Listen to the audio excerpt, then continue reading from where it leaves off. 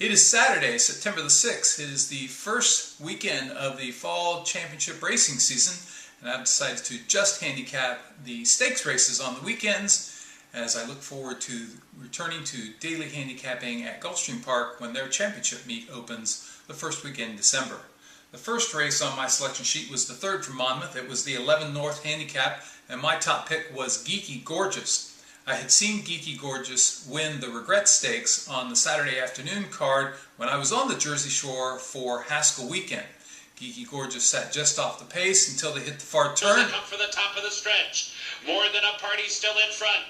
PJ Super Ego smack dab between her and Geeky Gorgeous on the outside. And here comes Geeky Gorgeous now roused up to grab a narrow lead. PJ Super Ego fighting on down inside. PJ Super Ego's making Geeky Gorgeous earn it today. Geeky Gorgeous with the upper hand though as they come to the wire, and she will prevail. A one-length winner over PJ.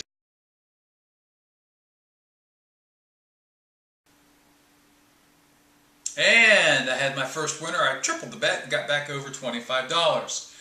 Just about 35 minutes later, it was my second selection, and we were at Churchill Downs, which was opening a 12-day fall meet.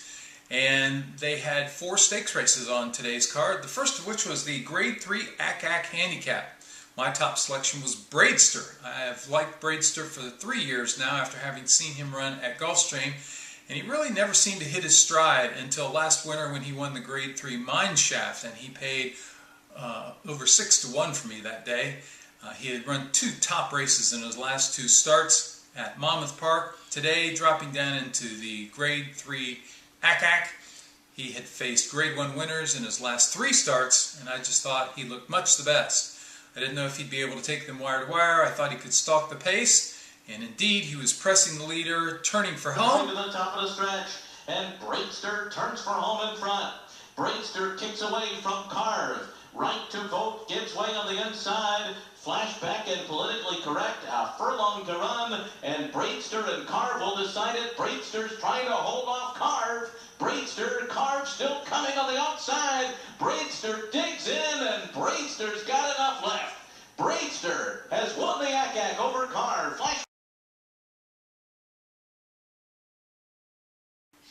That's 2 for 2. Nice start to the fall season. In the 6th at Louisiana Downs, it was a Sunday Silent Stakes for 2-year-olds. I like number 2, Task Force Glory. Went off at 5-2 and was an even 5th.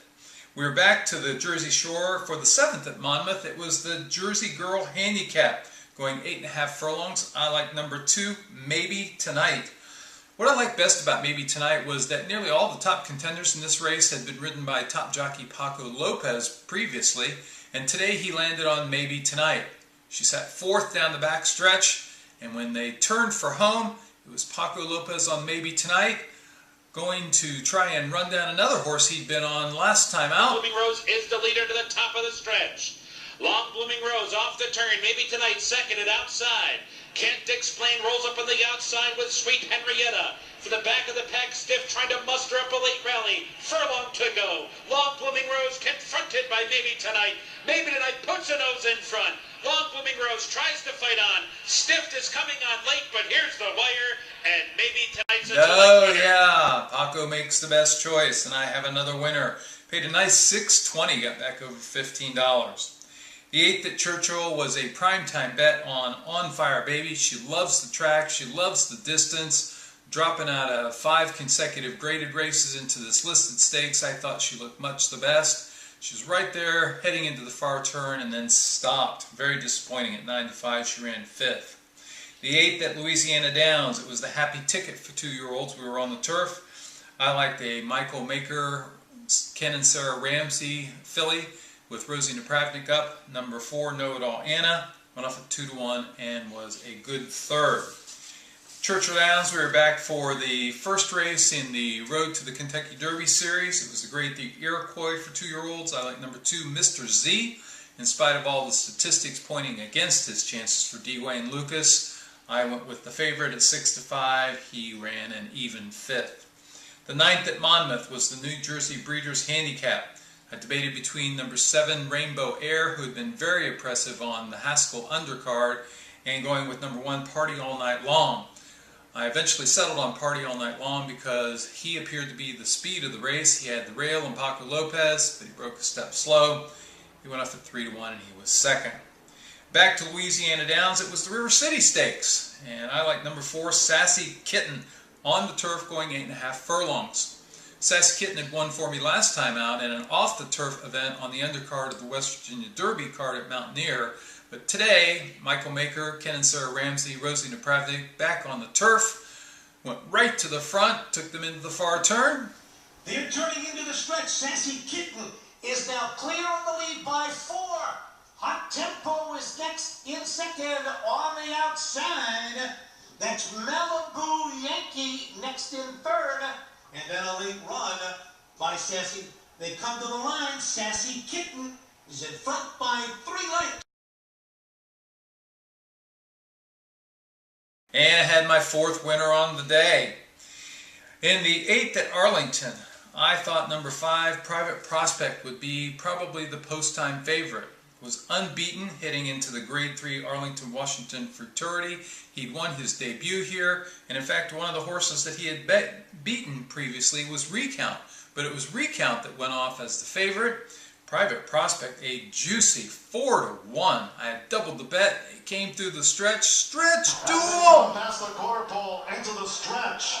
The half mile in 46 3/5 seconds. 3/16 to go. Private Prospects nosed in front to Recount. On the outside, here comes One Go, All Go. And took the rail, Bourbon Cowboy. They come inside the final 16th.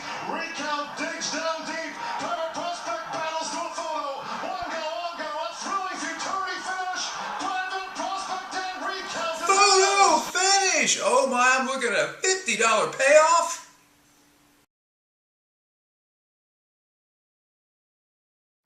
Oh, and as it turned out, that was the race that cost me a flat bottom profit for the day. The 10th at Churchill, I like number 5, Pangurn in the Grade 2 Pocahontas, the first race on the road to the Kentucky Oaks. She was a best of the rest second at 7-2. That would have been nice to have. She trailed Christina's Journey, who was my 3rd pick, who went wire to wire. The 10th at Gulfstream was the second leg of the Florida Stallion Series. I like number 1, Sing Praises. He was a primetime bet for me. He had a double buyer speed figure advantage. He had the rail. He was the lone speed. He was clear by 4 into the stretch and got caught on the wire. The 10th at Louisiana Downs on the turf, the Unbridled Stakes. I like String King, who was dropping out of Graded Company. He loved this course, loved this distance. He went off as the 8-5 favorite. As they turn for home, spinning out of the far turn, no big kick, and even 4th.